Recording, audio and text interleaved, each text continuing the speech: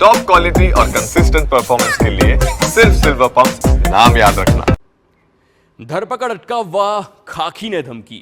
આખી આ ઘટના ખેડાના વડતાલની છે, જ્યાં માથાભારે ઈસમે હદ વટાવી અને પોતાની ધરપકડ ન કરવા પીઆઈને વોટ્સએપ પર કોલ કરી ધમકી આપી।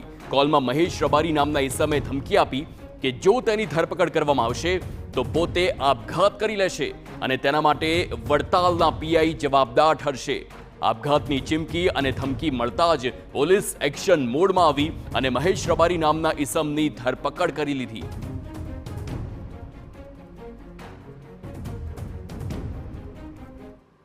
એમાં મહેશ રબારી કરીને જે વડતાલના છે એનો મેસેજ છે અને એની વિરુદ્ધમાં નામદાર કોર્ટમાંથી વોરંટ આવેલા છે, સજાના વોરંટ આવેલા છે, પકડવાના વોરંટ આવેલા છે અને વોરંટની બજાવણી કરવા પોલીસ જાય ત્યારે વ્યક્તિ ગેરહાજર હોય છે, પરંતુ એ વ્યક્તિએ એના કારણે મેસેજ કરેલો છે। પરંતુ જે પ્રકારની કાયદાકીય પ્રોસિજર છે એ ચોક્કસપણે અમે કરીશું અને એમણે આ પ્રકારનો જે મેસેજ કર્યો છે એટલે પોતે આત્મહત્યાની ધમકી આપી અને જે તપાસ કરનાર અમલદાર છે એની ફરજને રૂકાવટ કરી છે। એ મુજબનો BNS 226 મુજબનો એની વિરુદ્ધમાં ગુનો દાખલ કરવામાં આવ્યો છે।